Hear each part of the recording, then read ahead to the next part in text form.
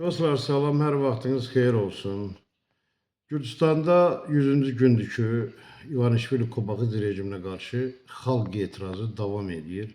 Artıq Gürcüstanda siyasi böhran son həddinə çatıbdır.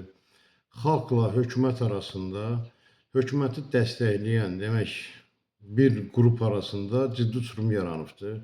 Gürcüstanda artıq vətəndaş qarşıdurmasının baş verə biləcəyi ehtimalı çox yüksəkdir. Gürcüstanda hakimiyyəti saxta seçki yolu ilə ələ keçirmiş İvanişvili Kobaxidze rejimi beynəlxalq səviyyədə tam təcrid olunubdur. Avropa dövlətləri, Avropa Birliyi dövlətləri, dünyanın əsas aparıcı dövlətləri, hətta Tramp hökuməti İvanişvili Kobaxidze rejimini tanımır, onların legitimliyini tanımırlar və təbii Gürcüstanda seçki saxtakarlığının, maxinasiyaların birbaşa şahid olan Gürcüstan xalqı da İvanişvili Kobaxidze rejimini tanımır.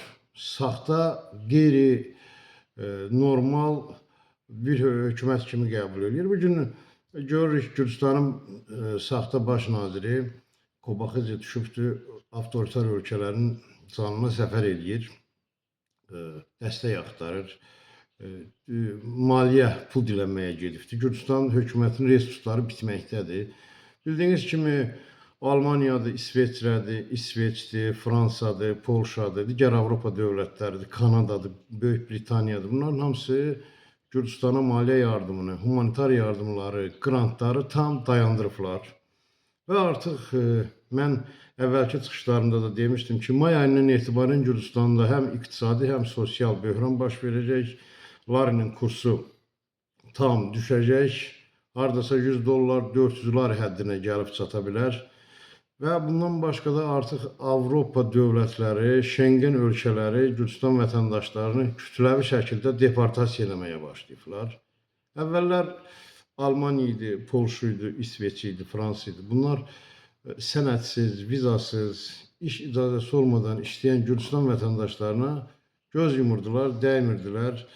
Ən azından belə deyək, ölkədən çıxanda da ştraflayırdılar. Artıq bunlar yoxdur, artıq yoxlayırlar.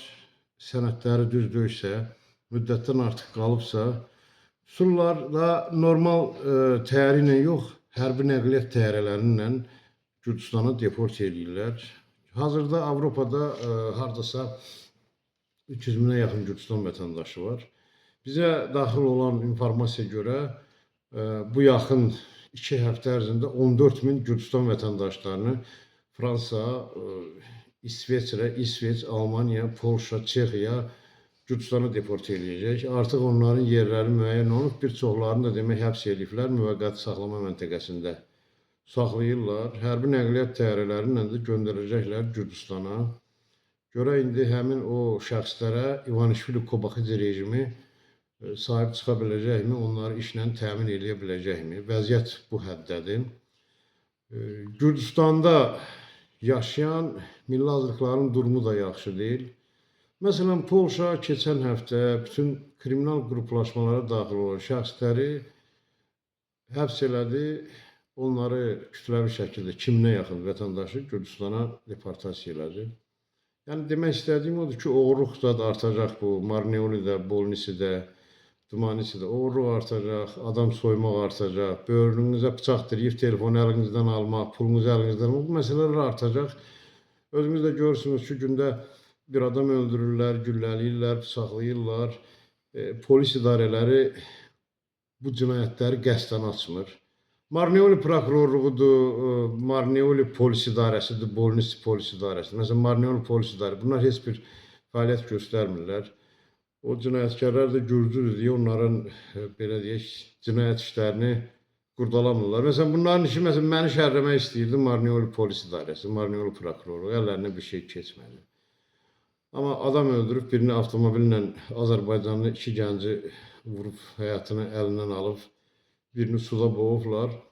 Heç bir cinayət işi açılmır.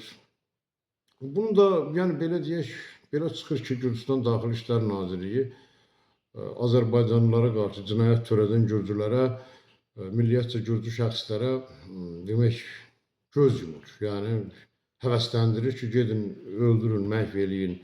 maşınla üstlərindən analiz keçsin, oğurlayın, inəyini oğurlayın aparın, heyvanını oğurlayın aparın, sizə heç nə eləməyəcək. Yəni bu da bir ayrı seçkilikdir, milli diskriminasiyadır. Amma bizim bir Azərbaycanlı, bir Bolnisdən mi var, Neolidən mi, hirslənir, öz xanımının üstə qışqırır, xanımı götürür zəng edir ki, ərim məni döydü, sürüdü, saçımdan tutdu, bağda belə sürüdü, balkondan tulladı. Heç bir sübut olmadan, heç bir şahid olmadan götürürlər ailə zorakılığı maddəsindən, 126 prima maddəsindən 2 il, 3 il iş verirlər.